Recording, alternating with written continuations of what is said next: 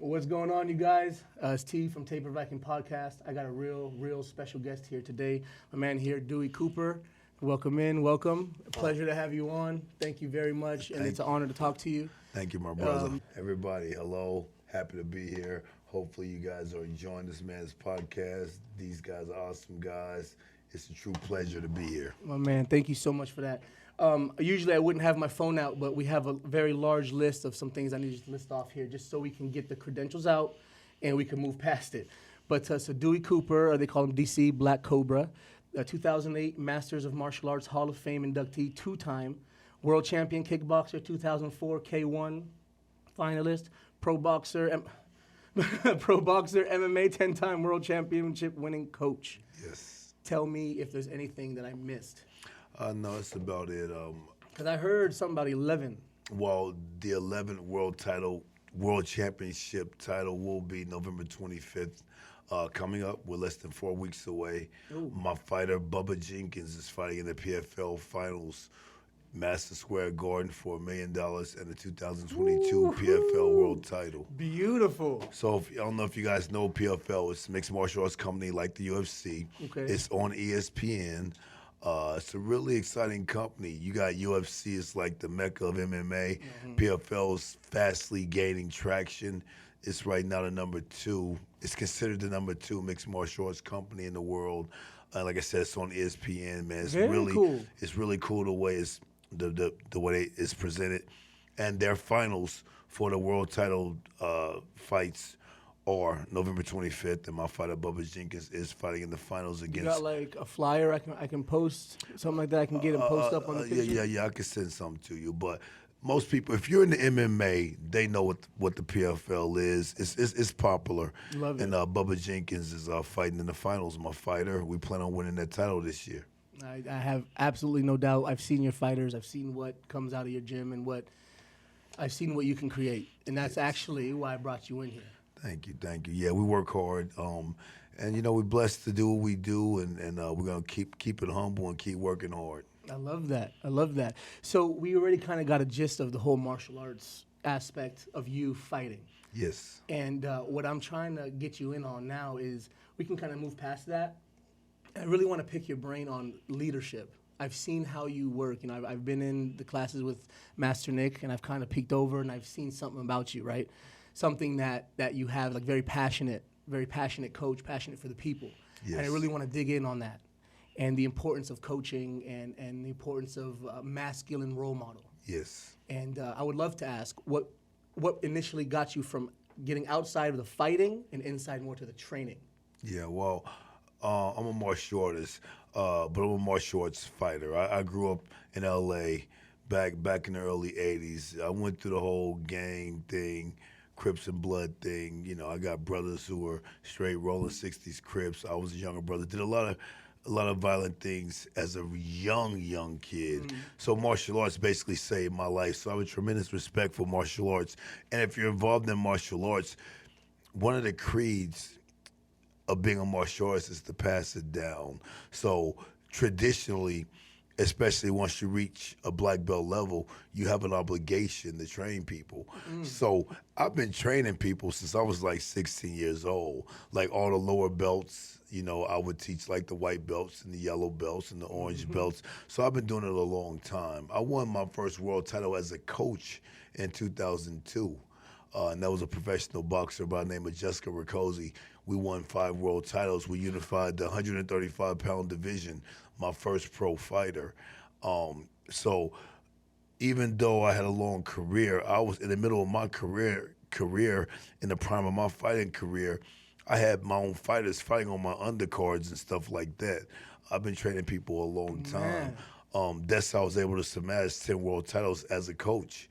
Remember, Jessica Rakoczy won 5. Babel Shumanov won a WBA light heavyweight world title. Amir Abdallah won the WKC cruiserweight world title. Francis Ngannou won the UFC heavyweight world title. Jamie Miracle Mitchell is the current WBA bantamweight world champion. Who else am I forgetting?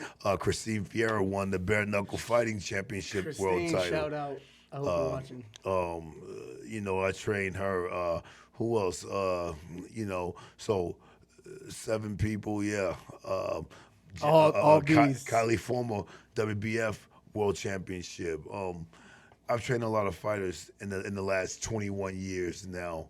That's how I was able to get so many championships. But that's just part of being a martial artist. The creed is to pass on the information. I just happen to pass it on in a professional format of fighting, whether it be boxing, mixed martial arts, kickboxing, or bare knuckle boxing. I've always loved to fight. Even before I started martial arts, 5, 6 years old, I was getting in street fights. 7, 8 years old, everyone thought I was 10, 11. I was getting in a lot of fights. So fighting was always a part of me. That's why I wanted to learn. And when I first started doing Muay Thai way back in the mid-'80s, it wasn't to become a world champion. It was just to be able to beat people up on the streets of L.A. Just to have some clout. Yeah, you know what? To be able to protect myself, I was getting in a lot of fights. I never backed down from fights. Back in the days, it was called getting punked out. Dudes are trying to run up on you and punk you out. You can't get punked out. It's like, no, man, I'm swinging. So I just started training to better improve my fighting skills in the streets. And it took me around the world, won me world championships on the amateur level, the professional level, and it's still propelling me to greatness now with all the fighters that I have. So maybe I didn't start with the right idea about it, but it transformed me into a much more positive, strong-minded person. I've never done any drugs. I don't drink. I don't smoke. I don't do anything like that. I've been a devout martial artist since I was 9 years old now. Well, 10 years old. Yeah. And you know, it really changed my life. If it weren't for martial arts, for sure I'd be dead in jail or some kind of gangbang kingpin somewhere living lavish, but negatively. Most likely dead or in jail. So I owe martial arts a lot. During your childhood, actually, I just want to pry a little bit, if that's all right. Yeah.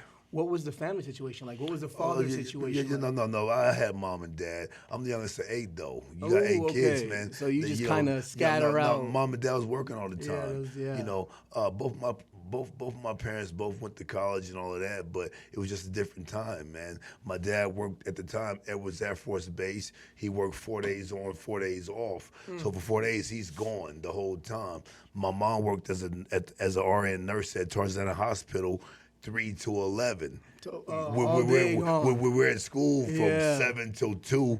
Get home, mom's already at work. No one's at home. Unlucky for me, my older brothers were knuckleheads. Had I been the older brother, none of my little brothers would have ever did anything wrong. I'd have been on their ass, but I had older brothers who was doing shit wrong, and they tried to influence me to do shit wrong. And for a long time, these guys were my heroes, and I was doing shit wrong. You would think that they were the cool guys, knocking motherfuckers out, packing guns, selling crack. This is not a joke. This is a real shit that I went through. That whole NWA rap album, all that, we was doing that shit, and they were doing that in 83, 84, way before NWA came out.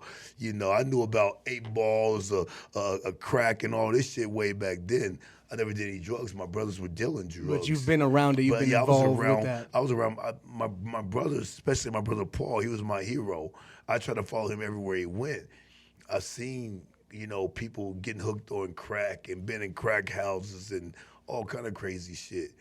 And that wasn't on my parents. My parents didn't even know this shit was going on. They're busy. They out. They're distant. Unfortunately, like not in a bad way. They're working. They're hustling. Yeah, they had to work. And back in the 80s, you know, the life ain't like it is now. People weren't getting abducted. A parent could be at work all day and kids be at home with the door open, and nothing would happen. Nothing would happen. So I'm sure my parents thought my brothers were doing the right thing, and like taking protecting care of the you, little kids, all of that. But unfortunately, they were knuckleheads in the streets that already called them, and so I was influenced really wrongly by that. I love my brothers to this day, but they were bad older brothers. Influence-wise. Yeah, bad influences. Had that been me, I would have beat the hell out of my little brother doing negative shit. They was trying to make me smoke weed and do all kind of shit. I just never did. But good for you for being strong about it. Yeah, but I did like the violence. I did like the fight. Well, we're men. That's kind of embedded in us. Yeah, and I love when violent shit would happen. Drive-bys, straight real shootouts. Got police brutality 3 different times where the cops beat us up. I was involved in the L.A. riots when the shit went down. I was still in Cali when all that happened. Damn. A lot of crazy shit that I've been through, and it's not a script. This is real shit. I'm telling you guys, I got my receipts. People still know me. They trip when they see me now because I'm a whole different guy. But I was really wrongly influenced at a young age. But it wasn't the single mom story or Yeah, or none of that. But It was parents just not knowing Yeah. because they're busy all day working, hustling for you guys. I get it. And like I said, I'm youngest of 8, so it was a lot of mouths to feed. And my parents just worked all the time. That's fair. And they expected us to, they expected the older siblings to take care of the younger ones. And unfortunately, they were involved in their lives. The older girls dating guys, sneaking out, the older boys doing negative shit. It was the trend back then, you know. Yeah, it's kind of like.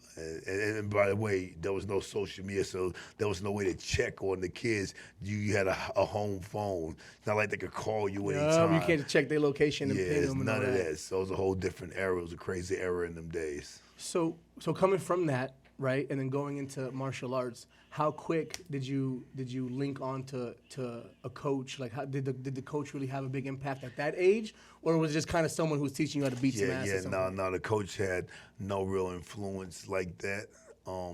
Because, like I said, when I first started at a young age, I did it just to get better at fighting the streets. I go to classes and train and leave. So when did the switch come? Well, the switch came later after I started doing amateur fighting.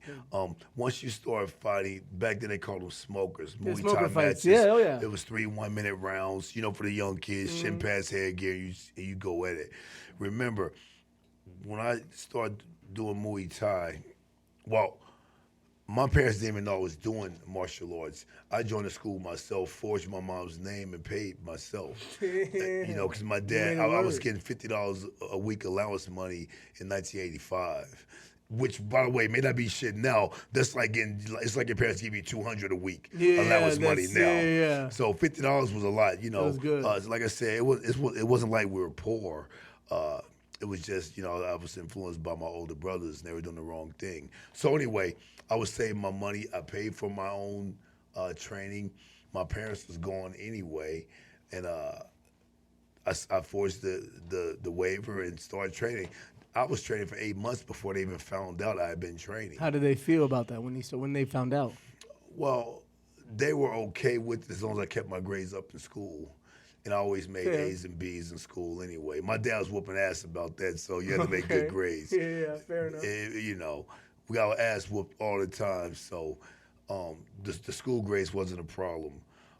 But once I started training, once I finally started fighting, that's when my life kind of changed. My mind, I was still loving what my brothers did. I still love that street life.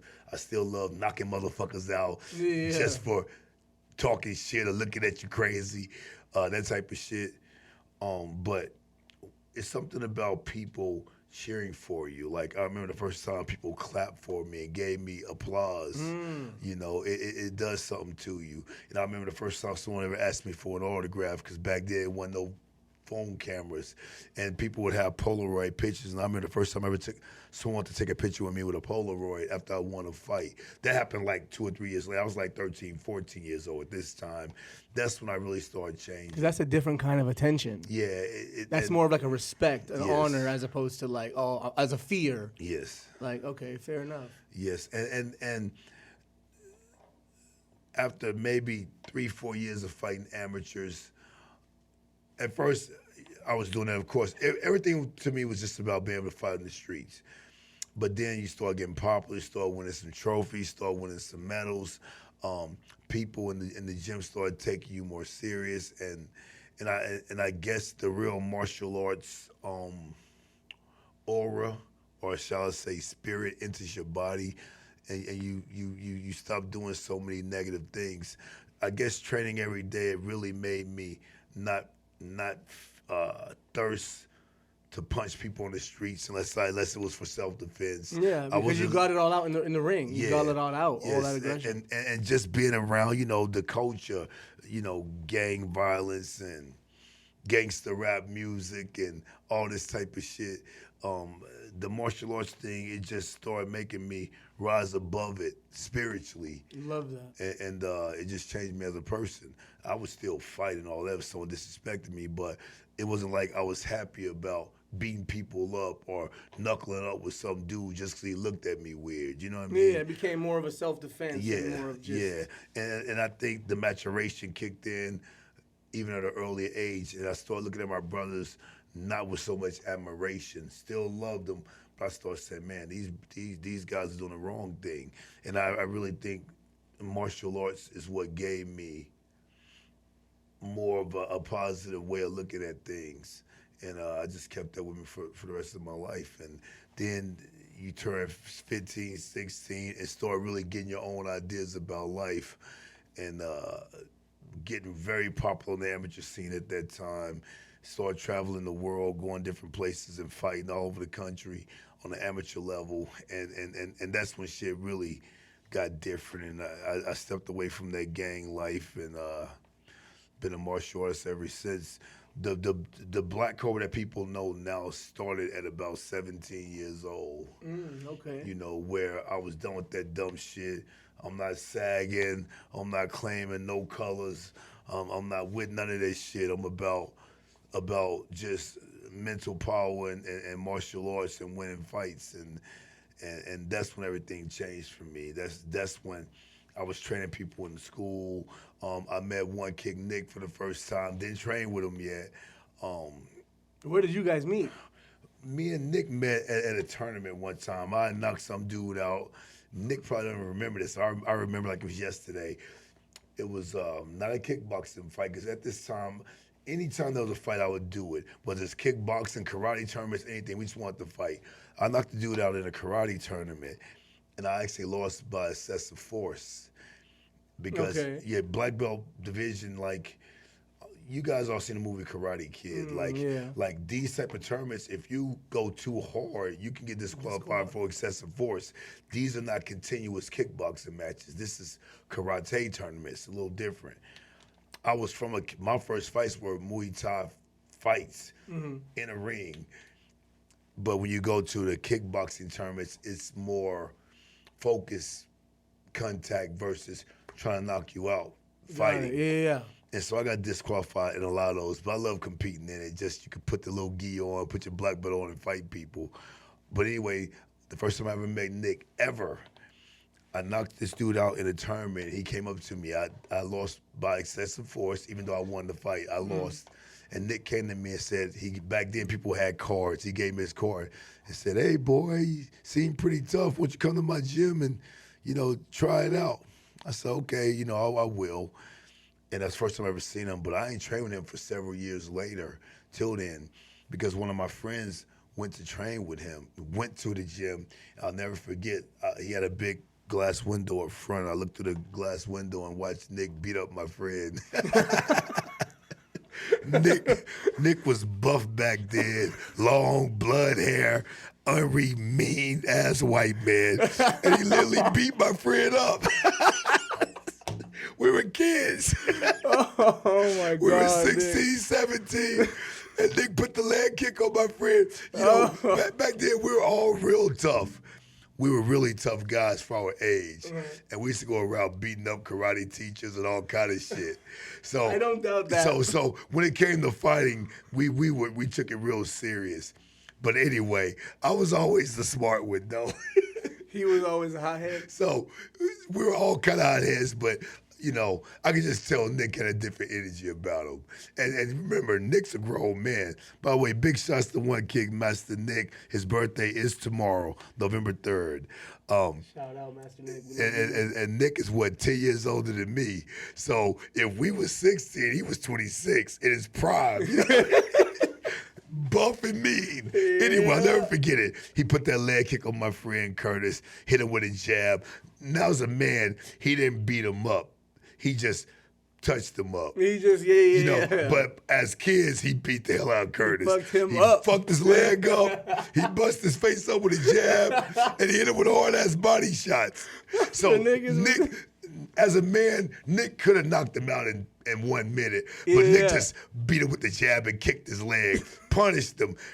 Nick Just didn't give him a try little to felt. hurt him. It's felt, yeah. Nick wasn't trying to hurt him, but to us, Nick was fucking him up. You know, at that time. Nick hit him to the body hard a few times. Anyway, he beat up my friend Curtis. So I didn't fuck with Nick for like 3 years after that. Shout out, Nick. We just had him on the podcast. Yeah. Nick and I ended up training later. So it was from 16. We didn't start training until I was like 20 years old. Gotcha. I won all kind of championships, and my coach at the time was moving to Utah and wanted me to relocate with Utah with him. And I just couldn't be in Utah. No disrespect to my Mormon brethren and all that, but I'm a dude from L.A. Vegas was slow as fuck to me. Yeah, Utah was would gonna just be too too slow. A halt. Yeah, so Eddie Flash Newman was friends with Master One Kick Nick at the time, and so I just left Eddie Flash and trained with Nick, and we've been rocking out ever since, man. I love that.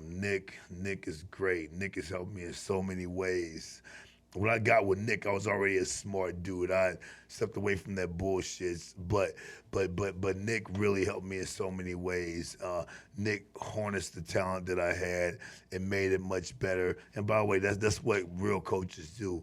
Give a fuck how talented you are, they make you better. I agree, and I owe so much to Master Nick. I've had great coaches. Eddie Flash Newman was a great coach. Then Master Nick.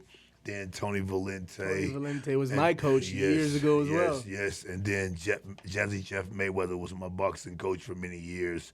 Those guys helped me tremendously. But Nick has always been there for me, man. Nick helped harness my talents and took me to the highest level. Love that. We got nothing but love and respect for Nick.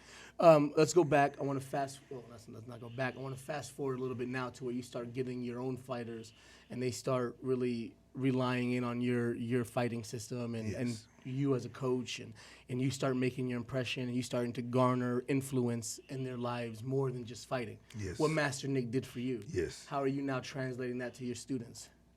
Well, Nick always says some saying, I'm not sure if it's a popular saying or not, but he says shit flows downhill. Nick got all these little sayings he say that we always break his balls and use. But, I remember the first time I lost with Nick. We won a lot of fights together, but the very first time I lost with him, I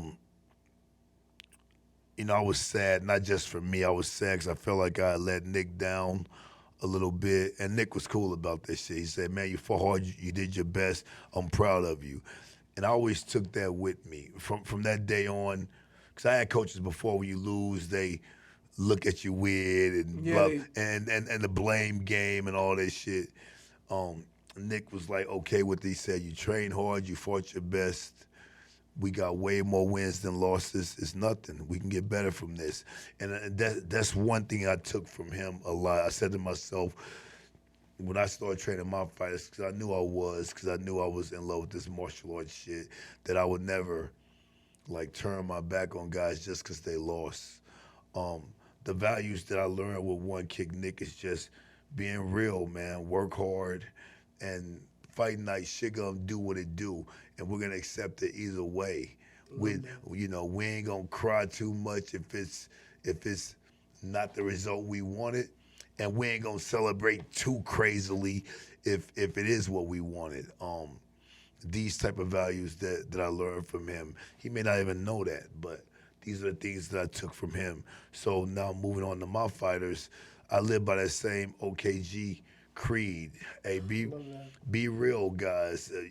A lot of people can't train with me because I'm a real ass guy when it comes to training.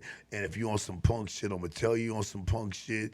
If you're not working hard, you can't work with me. Because one thing that I learned from Nick and Tony Valente also, you cannot be lazy. Laziness is the crippler of success. If you a lazy dude, I consider you a cocksucker. Don't even come around me. I don't even want to be around you because that shit, I don't want to rub off on me. Yeah, Absolutely. And these are all values that I learned from our whole little crew. Master Nick, Tony Valente, Jeff Mayweather. These guys were all from the same type of idea. From the same cloth. Yeah. But we might be from different cloths because Jeff ain't a gully, tough guy like that. Jeff is more of what you would consider like a collegiate guy, really nice guy. But psychologically, he has that work ethic and that seriousness about what he does. Nick's more of a Viking type biker dude. Yeah, aggressive as Yeah, hell. yeah, aggressive. Yeah. Tony Valente is a psycho kung fu dude Kung fu. from Detroit. Shout out, he's been in video games, Yes, motion yo, capture I video know, games. He's I fine. know. Did he actually get kicked out of Japan? Yes. Something involving a lady? Well, different story for a Okay, different different day. podcast. Okay. But yeah. Remember, me and Tony been rocking out for a long time. From the whole K1 stuff, I was with him in Japan, and all of that. Me and Tony, I was with Tony yesterday at the UFC PI. We were just together literally yesterday. These guys, though, were real guys, and they taught me how important it is not to be lazy, how important it is to have a work ethic. And these are the things that I took with me from the lessons that I learned. Now, are these things that you are feeling that you are instilling in your students, or are these things that you feel they just have to have? No. Like hard work ethic. Yeah. Hard work ethic, and the aggression and the motivation to keep going. Yes. I've seen you do high altitude runs. Yes, yeah. How do you? Is that something they have, or is that something you are building? Some of them don't have it, and I try my best to build it in them. But if they don't somehow create it within themselves, they won't last with me long. Because a lot of people do this fight thing for the money. And of course, now when you start getting world champions at the highest level, you make money. And I'm blessed that I can solidify myself just training people. But it ain't about the money for me, I swear to God, man. So if a person's lazy, if a person can't adapt to these philosophies, especially psychologically, that I'm about, they can't fuck with me for long. I could be the best fighter in the world. If they lazy, if they're not really pushing themselves, I'm going to lose that money. I'm going to lose that bag. I just can't be around them because I don't respect it. And I don't give a fuck who you are. You got to be willing to work hard. And these are things that are important to me because that same focus, that same work ethic changed my life, man. I probably wouldn't be here if it wasn't for that spirit of martial arts that jumped into me and made me train every day and made me stop hanging out with my brothers, made me stop being around crack houses and doing drive-bys and fighting motherfuckers and beating up dudes coming up short on consignment for my brothers. You know what I mean? These are the things that changed my life. That's why they're so important to me. And I know if they can take me, ill-advised kid going down the wrong path and turn me to a Hall of Fame and world champion known all over the world, it can do that shit for anyone.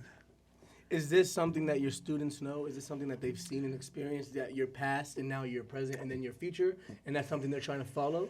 Well, a lot of my students talk to my brothers. They know my brothers. They know They the see scoop, yeah. they see they're totally opposite of me. So the close ones, yes, they know. And I really think my style of training, I sweat with them. We work hard. I get punched and kicked and kneed by them, like every day. I really put it on the line for them. I'm not just a coach who's there just to talk philosophy. I'm willing to put down the physical blood, sweat, and tears with them every day. Visibly hurt, I'm still going. I go in black kobra mode, and I just cannot be stopped. And these are the type of psychological triggers that I really try to put into my fighters because this shit is bigger than us, man. I mean, Dewey Cooper just a regular ass dude who's mortal, whose life could end tomorrow. But Black Cobra is a concept. I love that. Black Cobra is a concept. It's an undying, unrelenting concept that's unstoppable once zoned in. And my fighters got these names: The Miracle Mitchell, Twilight Timmy, Badman Bubba Jenkins. These, I told Twilight everyone, I said, you gotta have alter egos, guys, because this shit is bigger than just our flesh and this little body we got. It's something within you that propels greatness. Every excellent person we see, every brilliant person we see, is just a regular motherfucker like me. But what's inside them is the rarity. That's the jewel. You know what I mean? And we all got something different inside us. But that's what really exudes your greatness. We're all shit. You probably bench more than me right now. You know what I mean? You're definitely stronger than me. But I probably That's won. Cuzzo back there, yo. But I probably won more fights than you. I might be more violent than you, but because it's something within us. There's that thing. Yeah. So I try to harness that, and I try to really make my fighters understand that through this hard work and dedication, that's where you find your true greatness. If you don't push yourself every day, if you have any inkling of laziness, you'll never strike that greatness within you, that hidden jewel. And that's the whole secret of this shit. We seen guys get taken to the brink of death and still win. You seen Muhammad Ali get the hell beat out of him by George Foreman, and then he ends up knocking him out. Mm-hmm. You seen Khabib almost get choked out by Poirier. Should have been out. I'm like, I can't believe it. Yeah. And somehow, anyone else is choked out. Didn't that happen? Who was it? Tyson was getting wrecked by, but then he came out and won. I forgot who. But I'm saying this happened. I'm just making a few examples. Yeah, there's a fire in them. Those moments of greatness. I was going to go Volkanovski as well. Yes. Yeah, choked out too. I felt like Khabib's was even closer. But yeah, Volk was done too.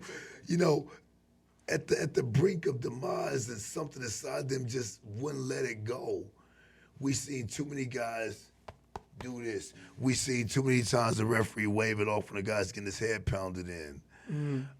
But these guys showed what's inside them, and they achieved legendary legacy through it. Khabib's a legend. Ali's the greatest of all time. Even Floyd, we seen him do amazing things, get rocked by Mosley, how Madonna all over his ass. But when it came down to it, he dug deep and pulled out them W's. And that's all through hard work. We know Ali ran 8 miles a day, 4 forward, 4 backwards in work boots. We know Khabib trained in a mountain his whole life. Wrestled bears and shit like that. We know Floyd Mayweather run from fucking the anthems all the way to his gym and spar 12, 15 rounds. Jump rope for Yeah. We know these great stories. And we've done remarkable things too. I fought Mighty Mo, undefeated, knocked everybody he fought, 282 pounds. I was 200 pounds, first dude to beat him. We've done some amazing things, but it was all because of the work we put in. Because when you push yourself and you train so hard to where you feel like you're gonna die, you become a more powerful person from it. And that's the message I say to my fighters. We do a lot of things that a lot of guys don't do anymore. We're doing the old school shark drills, a new guy every minute. You know what I mean? You're sparring 6 different guys in one round. I remember that was going on once, and I was the videographer before I was recording it. And it was literally, I forgot who the fighter was you had, but every round, random new fighter. Every round, and minute. He didn't stop. Yeah, he stays in. You know, we do that. We do the old school, and then we put the big gloves on and we go hard. We don't do this in the heavy, high altitude mountain running. Yeah, every week we're in the mountain because the mountains were here for 400, 500 million years. We're here for 100 years if we're lucky, man. We are a speck of dust in the grand scheme of things. We are forgotten before we even remembered in the grand scheme of things. So if you can go run and conquer those goddamn mountains that's been here for 400 million years, you can conquer the man. Yeah. You can conquer the minute reality of man. Just human. Yeah, and that's what we try to do, man. And just through the struggles of life and really finding your calling, you really do your best at it. And being a coach, being a martial artist was never hard for me. I loved doing it since I was a little kid. I love training. I love being in the gym. To this day, I love it. I was at the gym all day from 8 in the morning to night till 7 at night. I was looking at my timeline. I was just at the PI. You know what I mean? I was at our gym all day. It's something I do every day. I love it. And it's never worked for me. It's honestly never worked because this is my calling.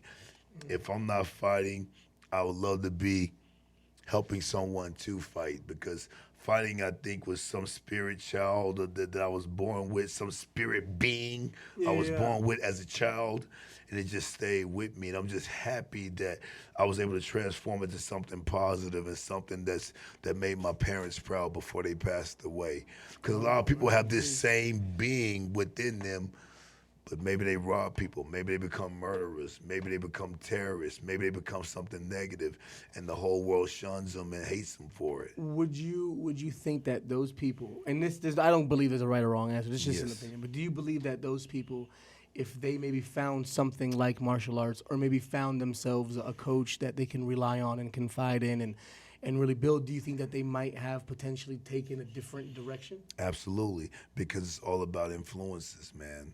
Absolutely, absolutely. It's either an influence or something that happens. Like I said, people just cheering for me changed me as a young kid. Took a few years for it to transform me, but it changed me right away because I wanted it again.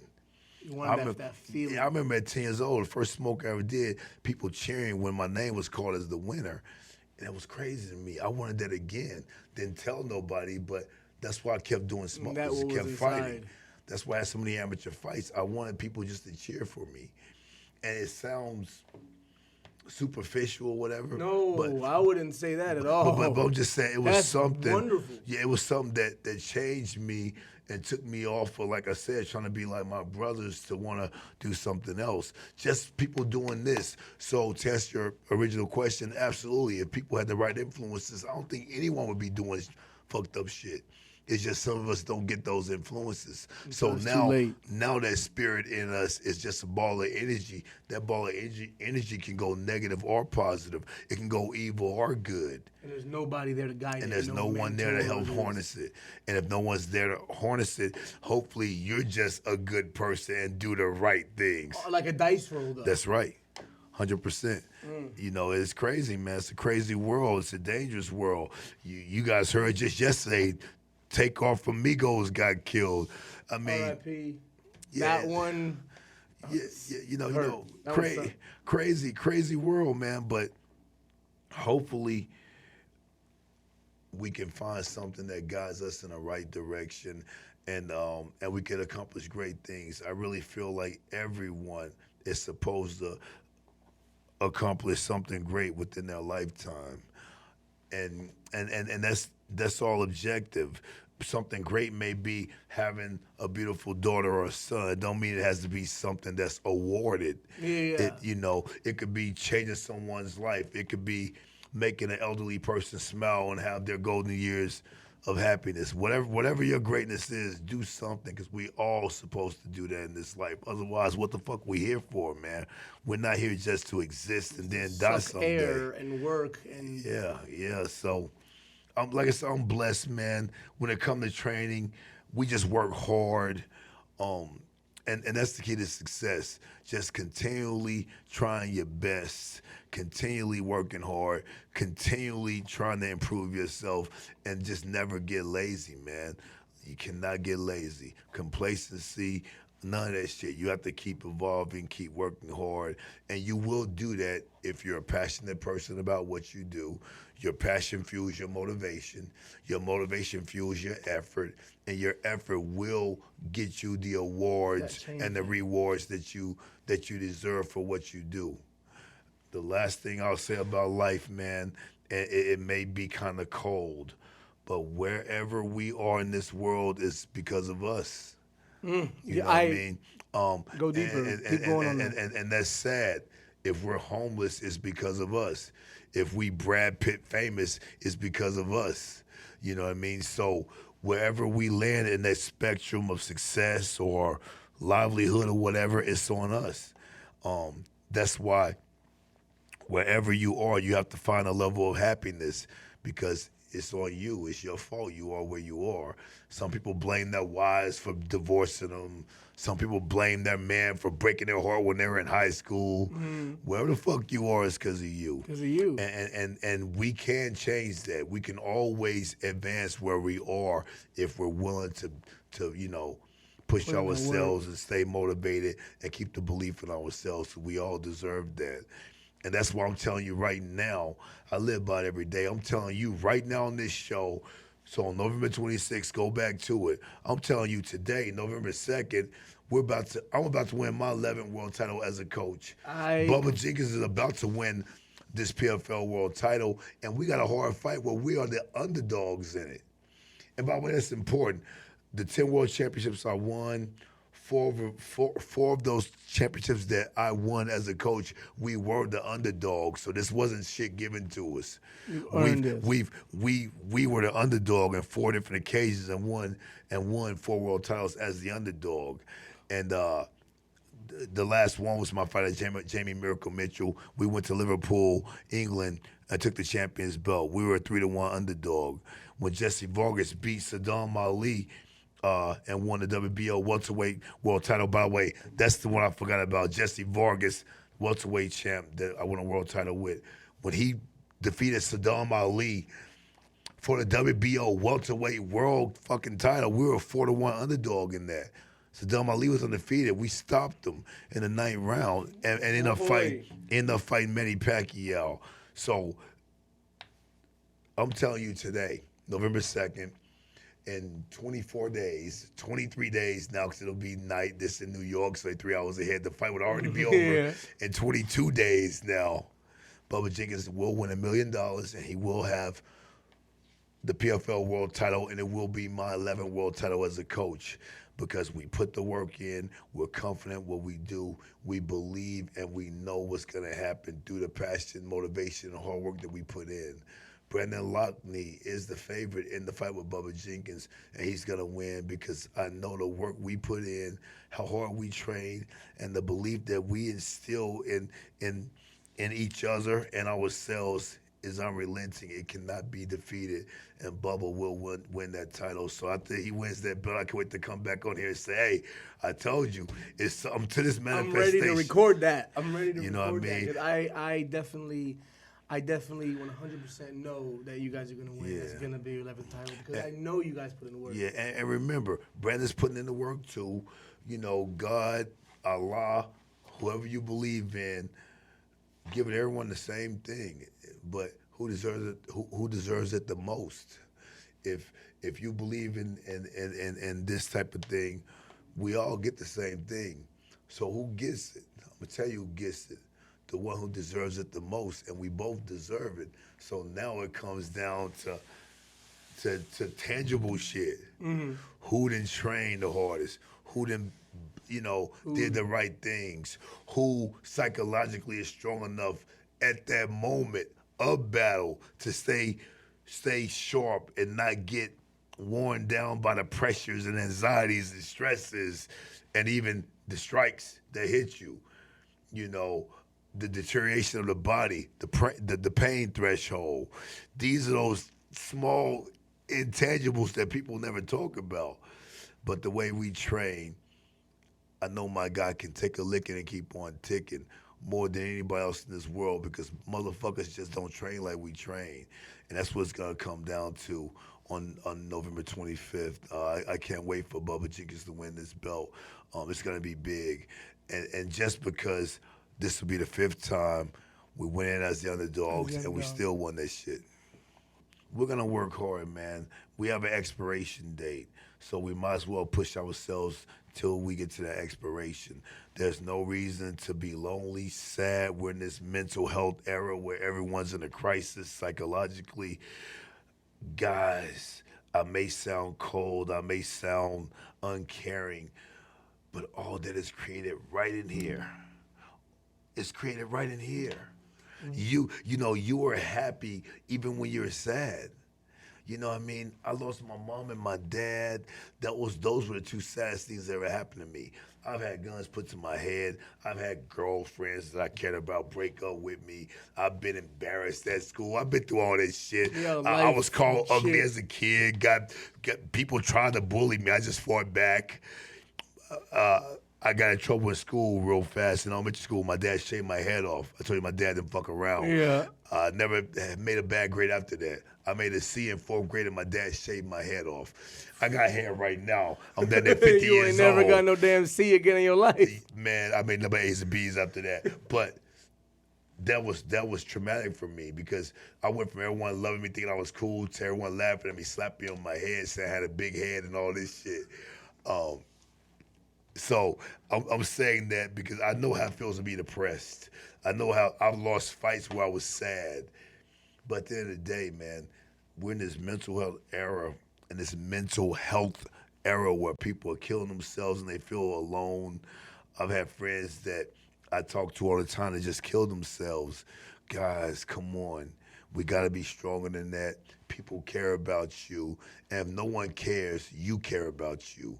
Don't let nothing break you down like that, because it's okay to lose something, but it's not okay to be a fucking loser, man. You know what I mean? We may lose a fight, don't mean we're a loser. We just caught the L that night. We're not losers because we put that effort in and we worked hard and we strived to accomplish whatever the fuck it was. Same thing here. You guys who are really sad, depressed, I'm hearing about mental health and anxiety and all of this.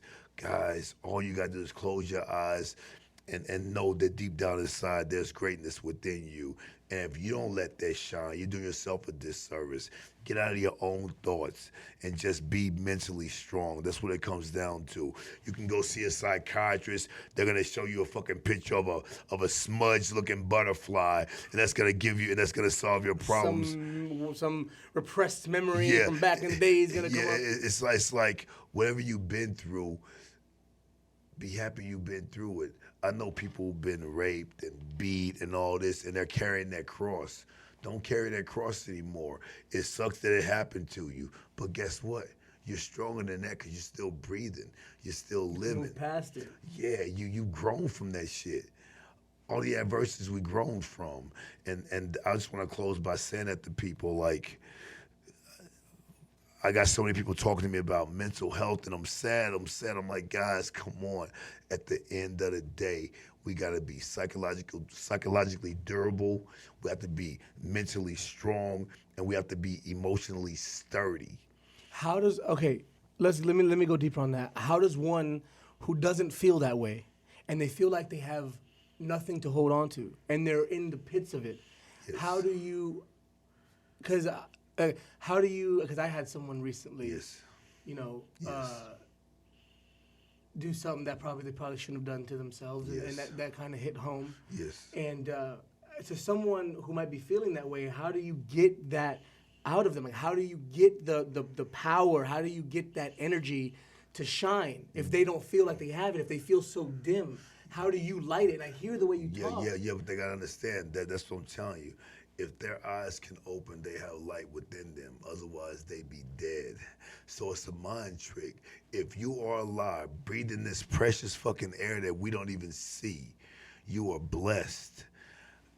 People get depressed because they girl cheated on them. People get depressed because people talk shit about them on the internet. That's superficial garbage. I know it's real in their existence, but at the end of the day, man, you are alive.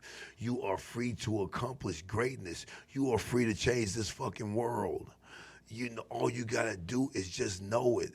So to answer your question, when that light ain't there, it's there. You gotta close your eyes and salvage that light and say to yourself, man, I'm better than this. Yeah, I feel sad. Yeah, life sucks.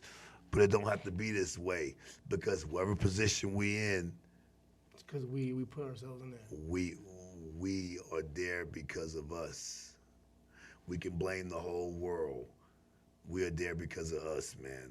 And the only way we're gonna get out of it is because of us.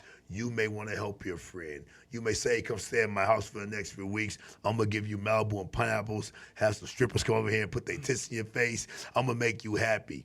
And they'll still be depressed. That's not true happiness. They haven't found happiness within themselves. The happiness, everything comes from within. Everything comes from within, and that's the answer. Everyone having these problems with this mental health crisis, they're looking for exterior things when it's right there inside you. It's right there inside you. The next champion who don't even realize he's a fucking champion yet, it's already there inside him. He just got to get driven and then just work for it. And that's the mystery, man. It's like a fucking riddle. Everyone who's depressed, everyone who's stressed, the answer is right inside you. That's why I said when you're deeply sad, you're actually happy. You just don't even know it yet. And trust me, I've had a lot of bad things happen to me. But one thing I never did was wavered and want to kill myself. And when people said I was dark and ugly with nappy hair, I ain't go home and hate myself and need pills and shit just to get to school. I was like, fuck you, motherfucker. Move on, yeah. You know what I mean? But if dudes try to bully me and push me, I'm punching them. And you're It's moving like, on. yeah, That's it's it, handling it, moving on. You know, and don't get me wrong, everyone's not a world champion. Everyone's not a Hall of Famer. But you don't have to be. We all got the same thing. We all have that same energy source. We just have to harness it. And it all comes down to self-belief. It all comes down to not feeling sorry for yourself. And it all comes down to knowing that, man, listen, my heart's beating, my eyes are open, I can do this shit. And that's it. So, yes, martial arts will help you with that because it gives you a level of self-confidence and pride that sometimes we need to get through, you know, the negativity that travels around. And not just that, just an aggression outlet. Yes. A lot right yes. now, I've noticed. I don't know if it's just me, and please, you deal with a lot of public. Yes. I feel like there's an anger in the overall society with young boys right now. Yeah. I don't know if it's anger. I don't want to say the word anger, but there's a fire in them that because I have boys. Yes. Right. I have 3 boys, Yes. and they have this energy that if you don't harness it early, Yeah. It can go all it kinds of could go directions. all kinds of directions. Is that a new thing, or is that something you've been seeing in boys from way back, or is this like a crisis now? Well, no, it's not a new thing, but it's more diagnoses for it now. They just title it something. Yeah, they titled it some. That same energy that we had when you just got your ass whooped and was forced to go in the house is now ADD and this and a drug. Oh, it's gender dysphoria. That's the you know, it's crazy to me. It's like, no, he's just a little kid and he gonna do what the fuck his society and his parents, surroundings are telling him. his environment have him do.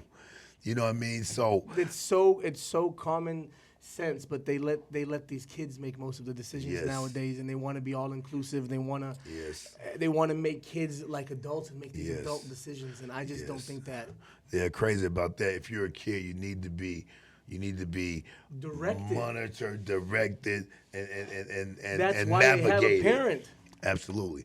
I Absolutely. don't understand. If my kid comes out of the room wearing something he shouldn't be wearing, how is it bad for me to say, hey, don't wear that? We Yes. don't wear that. Yes. It's like 100%. I don't understand, but now it's considered Yeah. it's considered not good. It's considered toxic. It's considered Yeah. toxic masculinity. Yeah. It's too much. I mean, only time masculinity is toxic when it's out of control and abusive. And remember, That's it. And remember, I got my ass whooped a lot, but my dad did come home and beat me because the Pittsburgh Steelers lost. He You did beat some me because shit. I fucked up. Yep, I got it too, I boy. I will got it say, too. I will say, my dad had no gray area. It was black or white, right or wrong. That's he beat the my old, ass. But I don't think that's your dad. Yeah, I think yeah. that's the old school father. My Yes. dad, his dad, we all got our asses whooped. Yeah. But now you cannot do that. Yes, yes. In this, where do you think the future of fatherhood, of parenting, of masculinity, where do you think it's going? Well, it's definitely going feminine, and I'm not really a component of that. You know, I feel that, of course, if a kid messes up, and by the way, the studies show that beating your kids ain't a good thing, but letting them get away with murder ain't a good thing either. Shit, yes. 50 years from now, when they come with the data of the kids who didn't get beat and see they drug addicts, they got mental health problems, they can't stay in stable relationships, all this shit that's gonna come out from it, they're gonna be like, whoa, we're actually wrong. But that's gonna be 50 years from now. Too late for us. There's nothing wrong with discipline. As a parent, like I never had to whip my daughter Shaolin's ass, but I would have if I had to. Say the name? Shaolin, Shaolin. martial artist. Yeah. I've met her. She's very nice. Basketball player, right? Yes. Gorman High School, 4.0 GPA, right now, senior this year. But I never had to whip her ass. If I raise my voice, she gets scared because I guess my voice is deep. So It's extremely good. I was actually worried about the mic levels when you came in. Just like this, I never had a problem with her, but if I had to, I would have. You know what I mean? There's nothing wrong with discipline, and that's the problem. We get to this toxic masculinity thing. They think discipline is just us coming home beating our kids' ass. Because we had a bad day. Yeah, because the boss got on us. The wife didn't cook me dinner, so I'm gonna fucking trash the whole house. Like that's not what. That's not what it is. Yeah. Like, that's not the reality. If a person's doing stuff like that, they're beating their wife, they're beating their kids, that's abuse and it's wrong. That's toxic, but it's the action of that, not the masculinity. Yes. Those things aren't, like they don't coincide. Yes, 100%. There's an aggression to masculinity, fine. Yes. But you don't have to be a complete psychopath. Yeah. As long as things are done from a discipline standpoint and a reasonable standpoint. Love. Absolutely. Out of love, because in real life, a kid is not, when they get older, they're not always going to get what the fuck they want. Yes. So as a parent, you got to say no. Yes. You got to let them know what society does and doesn't accept and how to react and how to adjust. But a lot of parents don't see that. Yeah. And I agree with you. When it comes to kids, man, listen, a kid ain't running shit in the house. They gonna do what the fuck I say. They wearing what the fuck I buy them. And if they doing good at school, eat what's on their plate. Yeah, if they're doing good at school, I do what every parent did. Give you 3 choices, and they feel they got a freedom. But guess what? I made all 3 fucking choices. I'm the one chose this shit. You know what I mean? The one. I'm still aligning. Yeah. But that's being an intentional parent. Yes. It's just a crazy world, but the mental health problem is crazy. How people are so depressed in times like this. You could reach out around the world. When I was growing up, man, you talk to like 20 people. You want to communicate with motherfuckers in Korea and the Middle East, and you had your clique. You know what I mean? Your homeboys. Think about that. You may have a cousin that lives in New York. You talk to him on the holidays. You know what I mean? Nowadays, you can have a relationship. You have to get a phone card to call your people from across the doubt. Nowadays, you can truly have a relationship with someone that lives in a different fucking continent as you. And act like they're right there now. Screen so big, FaceTime so easy. And these people are talking about mental health and unhappy and stuff. With this technology, guys, we can't lose our spirit and our soul. We have to keep our soul and our spirit intact. And I really think that's the takeaway. You have your physical body, you have your spirit, you have your soul, you have your mentality, you have your emotions. I think we're letting our emotions run too much because the emotions are so fickle, man. They're like a freestyle rapper just spitting words that rhyme. It may not make sense, but it may sound good. You know what I mean? That's true. That's what our emotions are. Our emotions may make us feel good, but our emotions may get off pace and make us do the wrong decision too and fuck our life up. So we have to be spiritually aware, really have a soul, meaning if I did something wrong to you, like if I wronged you in some way, when I go home, something should tell me, Dewey, you fucked up, man. You gotta make that right.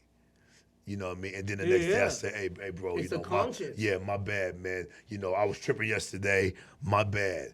This is what we need, these components in our lives. And when you really have those components, man, mental health and depression and all that shit shouldn't be a factor because you understand it's an emotional state that's not a reality. It's just something you're feeling inside. It's just something you're going and it through. Shouldn't dictate how your actions are. That's right. When I'm hungry, I need something to eat, but it's not like I'm gonna die if I don't get something to eat right now.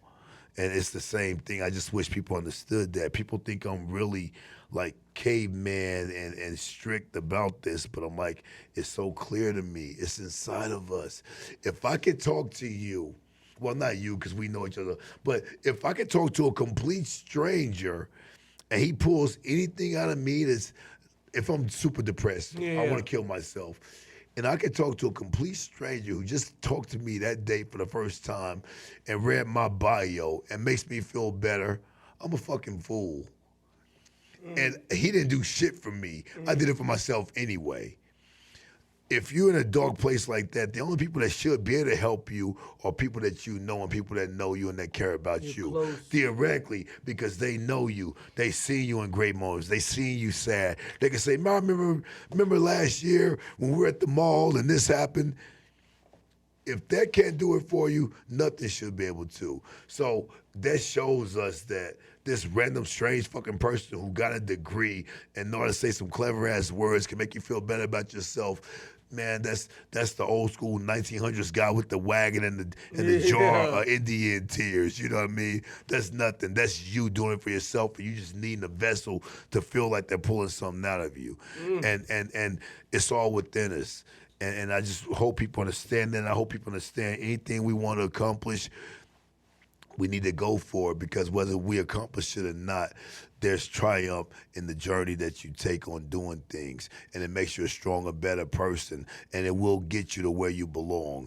We may not all become champions, but if you do that first fight, you do that second fight because you want to be a fighter, right?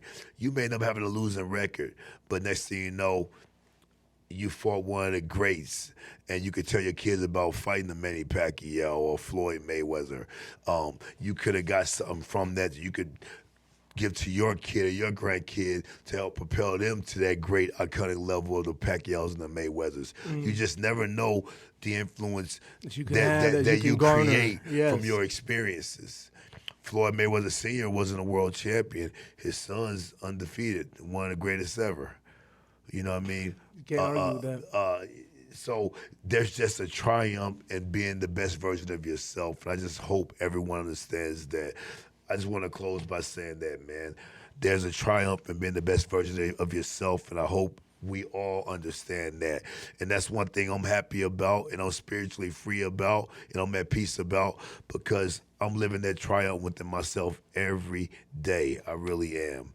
And I'm just blessed. That's what being blessed means. That's powerful beyond measure. And I appreciate you coming in. I appreciate that at all. One thing, you guys, I just want to close out with is if I don't know if I got any single moms listening, I don't know if I got any distant parents listening that are working their ass off trying to provide for their kids. If you can't be there for your child, for your son growing up, please send them to someone who can be there for them. Someone who can be an influence. It's not bad. It's not letting someone else parent. It's saying that, all right, there's jobs that need to get done in this kid's life, and if I can't do it right now, I have to be a man of resources and find my resources and find someone like Master Nick, find someone like Mr. Dewey Cooper, find these coaches and that can really leave a footprint and an impression in your life forever, and create longevity and hopefully change a very tough situation that people might be in. Yes, very true. What if it's not martial arts? Pick up something, track, tennis, fucking chess club, something where you could develop and get better at it, and have some type of format where you can go and compete with other people, because that brings out your greatness too, man. You're so right. Love that. All right, and with that, you guys, it's been another episode, Taper Viking Podcast. Where can they find you? On Instagram, I'm DC Black Cobra. DC stands for Dewey Cooper. Black Cobra. Cobra with a K. BK all day. BLACK KOBRA. DC Black Cobra. All right, any other brands, any other things you're involved with you'd like to? So much stuff. Put a couple things out. Take a few minutes. Put a couple. Just let them know where they can find you. Who you know. Well, like I said, and then we'll close out. Just do me on Instagram, DC Black Cobra. I got Facebook, but that's for my real family. Also, there's a new boxing company starting called Team Combat League. Team Combat League. Check that out. I'm one of the coaches in the Team Combat League. I'm the head coach of the Las Vegas boxing team called the Las Vegas Hustle. It's going to be a new, exciting boxing company starting out. It'll be the boxing you love, but in a team format. It's going to be very exciting, and I'm one of the coaches. So hope you guys support the Team Combat League, and of course the Las Vegas Hustle team. We plan on winning the first TCL, Team Combat League World Championship in 2023 is when we're starting. And I want to hoist my 12th world title in the Team Combat League, being the first championship winning team in an organization next year. The season starts in March. Appreciate you guys. We're going to keep working hard, and I'll see you guys on ESPN November 25th for Bubba Jenkins' fight. All right, y'all. Thank you again for tuning in, and I appreciate it. We out. Yes, sir.